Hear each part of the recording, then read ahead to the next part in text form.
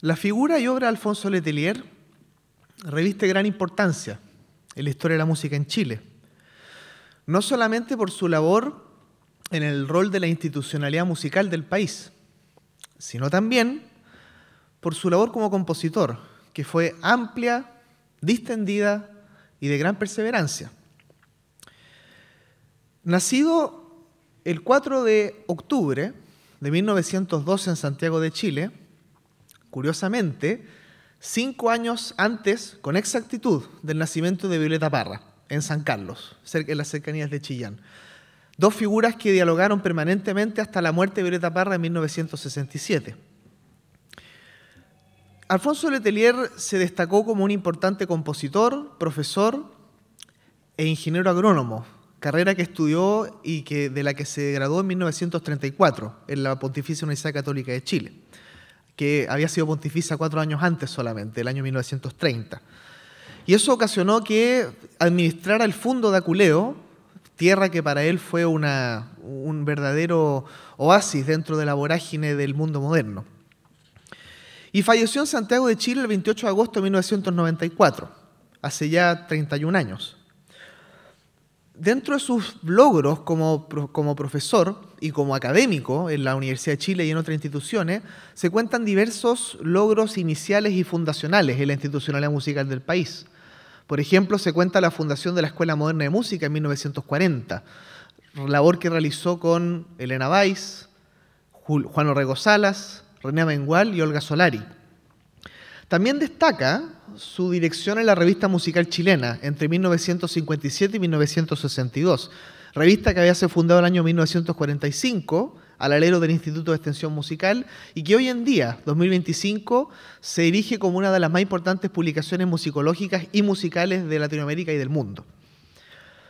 Y paralelamente, o mejor dicho, coincidentemente, cuando estuvo en la dirección de la revista, fue decano de esta facultad, que en esa época se llamaba Facultad de Ciencias y Artes Musicales y de la Representación, y que fue un cargo que ostentó entre 1952 y 1962, justo a la siga de su gran amigo y colaborador Domingo Santa Cruz.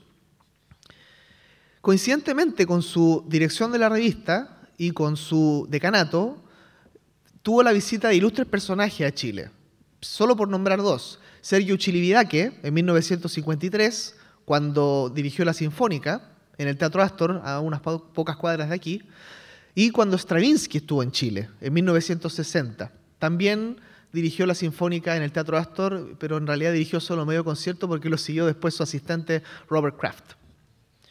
Quizás el galardón más importante que Letelier obtuvo fue en 1968, cuando fue galardonado con el Premio Nacional de Arte Mención Música, y que sigue siendo el galardón más importante para los músicos clásicos y hace unos años ya los músicos populares también en Chile. Ya para 1968 su producción musical era bastante vasta y bastante variada.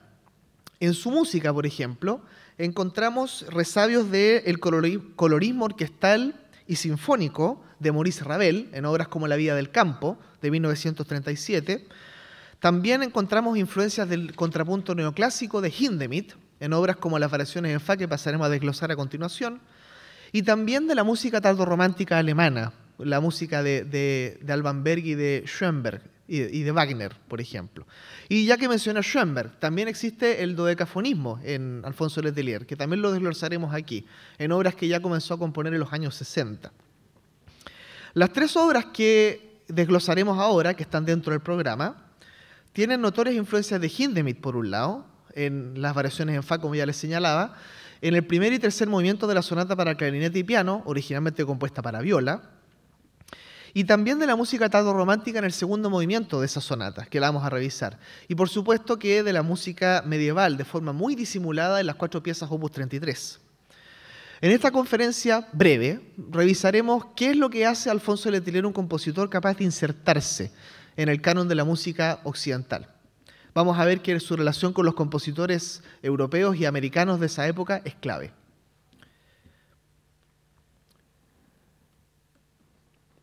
Las variaciones en fa para piano, opus 22. Esta fue estrenada en el primer Festival de Música Chilena, más exactamente el 6 de diciembre de 1948, en la Sala Cervantes, aquí en el centro de Santiago.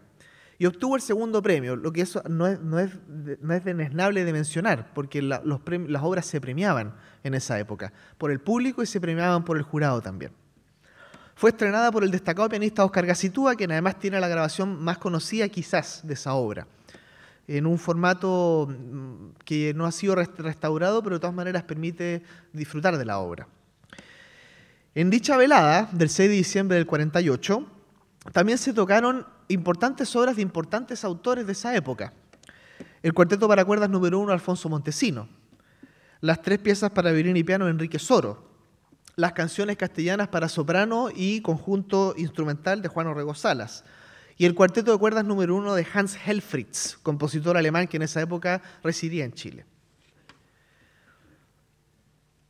La obra tiene un rating internacional bastante importante, destacado por Magdalena Vicuña, importantísima editora musical y redactora de la revista musical chilena hasta su retiro el año 93, en el que ella, en el número del año 68, que fue lanzado en homenaje a Alfonso Letelier por el Premio Nacional de Arte, señala que la obra tiene un realce internacional por diversas razones. Una de ellas fue que fue tocada en 1952 en el festival, en el 26º Festival Internacional de Música Contemporánea, organizado por la Sociedad Internacional de Música Contemporánea del Mundo, que fue organizado en Salzburgo en esa época. La obra tuvo gran recepción. Fue tocada por la destacada pianista israelí Lola Granteman Tabor, y el Salzburger Volkszeitung destacó tanto la composición como la interpretación de Lola Granteman Tabor, que en esa época solamente ocupaba el apellido Granteman. La obra posee una sola célula rítmica y una sola célula temática con la que Letelier va trabajando durante todo el fragmento y durante toda la obra. Voy a pasar al piano para demostrar.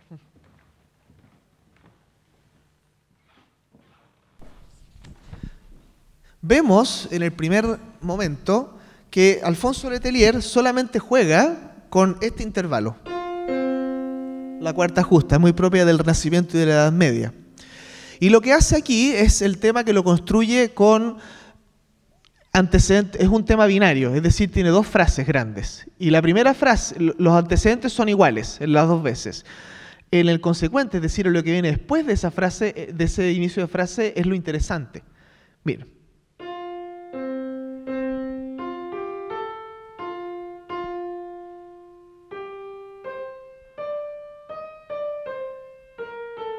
Y se repite.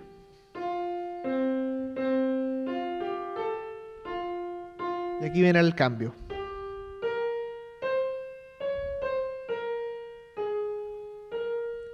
Es decir, va jugando con la modalidad y va jugando con el uso de intervalos muy sencillos y muy simples y que están en la serie de los armónicos, ¿no? En cierta forma.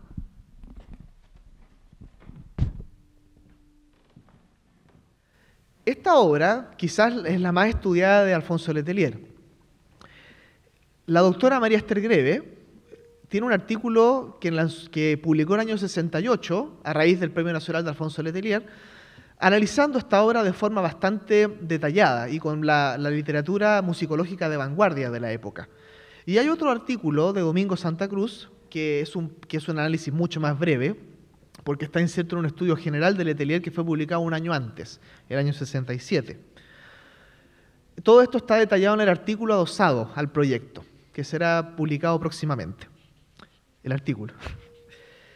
Hay una notoria influencia de Hindemith en esta obra, como les señalaba, y que la doctora Greve lo destaca. Y lo destaca en la variación número 6, que ustedes la van a escuchar. Se presenta el tema y después vienen las variaciones. Y cuando lleguen a las 6 van a poder prestar atención a lo que ocurre. Trabaja con el intervalo de cuarta y la doctora Greve lo destaca como una suerte de estilización del minueto barroco. Es decir, acá está el neoclasicismo a la Letelier, como si fuera un plato de comida. Pero bueno, la composición tiene mucho de cocina también, o símiles con la cocina. Y la doctora Greve, en un momento, señala que hacia el final de la variación ocupa la escala hexáfona.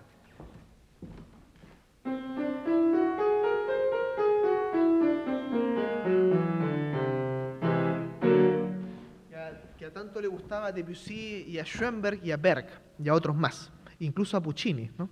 En la Facciura del West, por ejemplo. Ahí se nota la influencia de Claude Debussy y del impresionismo francés, y también del atonalismo libre y del dodecafonismo. No olvidemos que esa escala se ocupa en esos dos estilos indistintamente.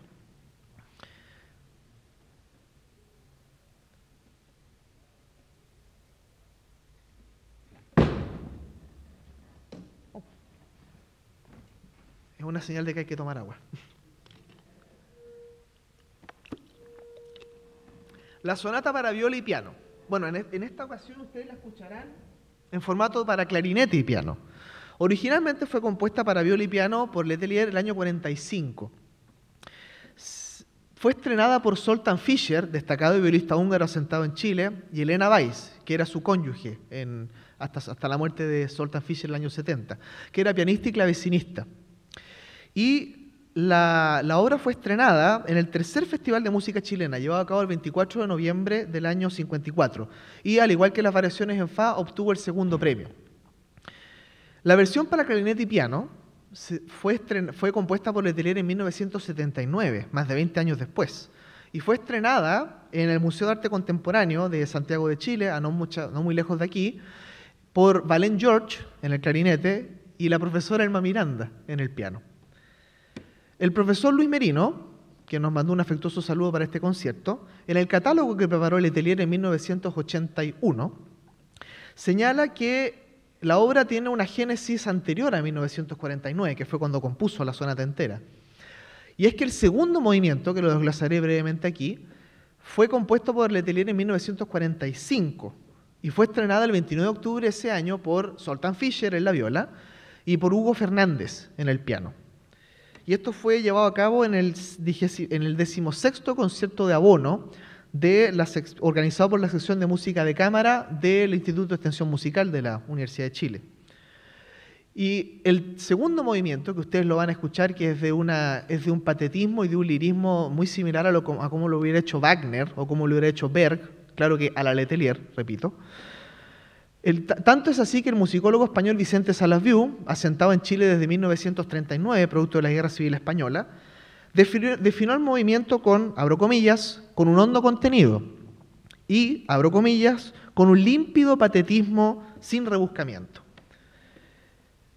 Como les señalaba, tiene la influencia del tardorromanticismo alemán de Wagner, de Berg y de otros más. Y también van a ver, sobre todo en este movimiento, en el movimiento central de la sonata, van a ver influencias del jazz norteamericano y de Claude Debussy, sobre todo en los usos de acordes de 4 sonidos o más, y de paralelismos también. Sí, la sonata, el movimiento lento, el único análisis que se ha publicado hasta ahora, es uno que publicó Darwin Vargas, cuyo centenario se celebró el 8 de marzo pasado. Y señala que la obra, que el movimiento, él se refería al poema para piano en ese momento, que es el segundo movimiento de la sonata, se refería al tema del movimiento como uno de desolación increíble. Vamos a ver si ustedes piensan lo mismo. Y finalmente, las 4 piezas para piano opus 33. Hay más obras en el programa, estas son las que están contenidas en el artículo, por cierto. Fue compuesta en 1964 por Alfonso Letelier. Resume en gran medida las influencias de Letelier hasta ese momento. La música medieval, por un lado, en el uso de los modos rítmicos, que ya les explicaré de qué se trata. De Hindemith, en el uso del contrapunto y del neoclasicismo a la Letelier. Y también del serialismo decafónico a la Letelier. Esto lo digo porque vamos a revisar ahora brevemente la primera y la tercera pieza. En la primera, Letelier juega con 2 temas. Uno es un tema melódico, que es un tema de cuarta, voy a intentar cantarlo, la re soldo, del que Keith Emerson de Emerson Lake and Palmer estaría fascinado, ¿no? Y lo va trabajando a lo largo de toda la primera pieza. Y el otro es una suerte de dáctilo, no pterodáctilo, dáctilo. El dáctilo es un modo rítmico que en la Edad Media se teorizó algo que se llama modos rítmicos, que eran células muy pequeñas de ritmo, compuestas hechas para hacer música de una forma más pauteada. Y se remontan a la antigua Grecia. Las tragedias de Esquilo, de Eurípides, de Sófocles, incluso las epopeyas de Homero, como la Ilíada o la Odisea, se cantaban con modos rítmicos. Hay evidencia histórica de hace más de 20 años de que las tragedias griegas se cantaban, y los poemas épicos también. Y el modo rítmico ayuda a la memoria, ¿no? Porque la poesía es métrica, ¿no? Entonces, si tiene modos rítmicos, ayuda a que más métrico y más fácil de memorizar se torne. Y en este caso, el dáctilo es un modo rítmico que se forma por la ecuación largo, corto, corto.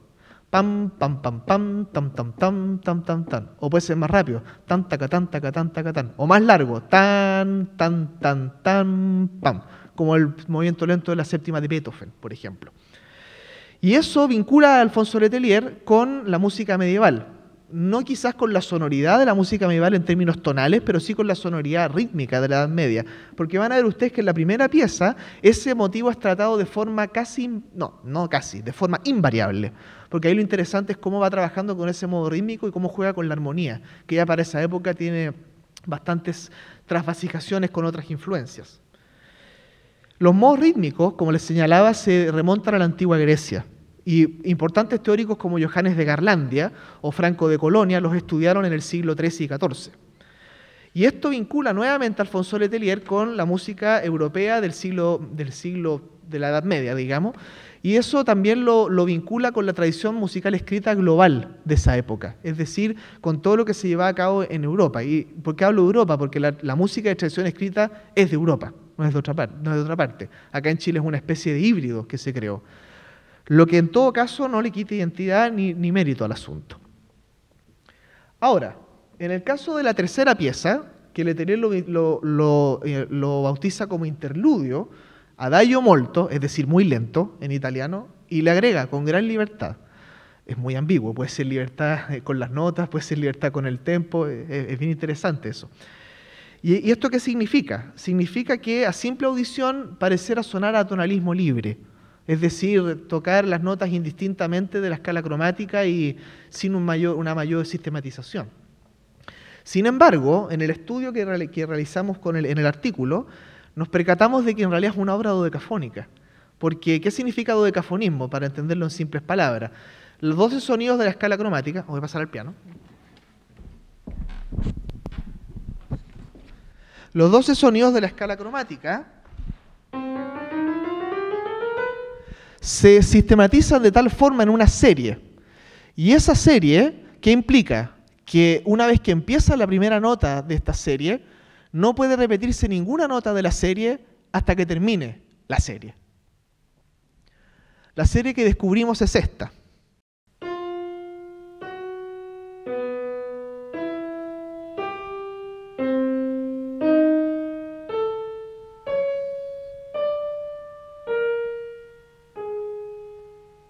Ahora, está tratado de una forma sumamente libre, sumamente a la Letelier, como les señalaba.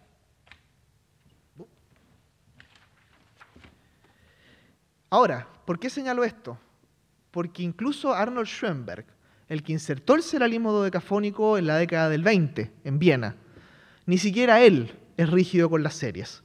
Incluso en su primera obra, que muchos estudiosos la consideran como música dodecafónica, que es la suite Opus 22 para piano, de 1921, repite notas antes de que la serie termine. Y lo mismo ocurre con quizás su más magnánima obra, por hablar en términos eclesiásticos, su más magnánima obra del serialismo dodecafónico, como lo es las variaciones para orquesta Opus 31, que compuso entre el año 24 y el 26. ¿Y esto qué significa? Significa que Alfonso Letelier aprovechaba estas ventajas que el mismo inventor del sistema ocupaba para crear una identidad musical un poco más interesante y más endémica de Chile. Estas obras que van a escuchar hoy, las que analizamos y las que van a ver sin previo discurso, revelan un notable manejo y conocimiento de lo que ocurría musicalmente en Europa y en América para la época en la que fueron compuestas. Por lo que eso influye fuertemente y liga fuertemente a Letelier con el resto del mundo musical de tradición escrita y por tanto se crean conexiones y se crean puntos comunes y puntos no en común también, lo que enriquece el discurso y enriquece la composición. Como una ventaja identitaria, en todo caso, Letelier le imprimió estas tendencias al neoclasicismo de Hindemith, a la relectura de la música medieval, al serialismo dodecafónico, le imprimió un sello muy personal. O sea, es como cuando uno dice Stravinsky, siempre suena Stravinsky, incluso cuando recompone la música de Pulcinella de Pergolesi, siempre suena Stravinsky, o el Ebony Concerto de Stravinsky, aunque es jazz, sigue siendo Stravinsky. Letelier siempre suena a Letelier, y eso es lo interesante. Y es un aporte invalorable a la creación musical chilena, sin duda. Y a título de su persona y personalidad, fue un hombre notable, de grandes logros y de inagotable perseverancia, como me lo ha indicado en reiteradas ocasiones su hija, Carmen Luisa Letelier, quien se encuentra en la sala y a quien le damos un afectuoso saludo. Estos esfuerzos se ilustran en lo complejas y a la vez, si me permiten la informalidad, divertidas piezas que compuso. Y eso es un aporte inconmensurable a la música chilena y a la música americana, y es además un aporte al corpus del arte americano que se ha dado en el siglo XX, desde 1940 hasta la muerte de Letelier en el año 94. Muchas gracias y que disfruten del concierto.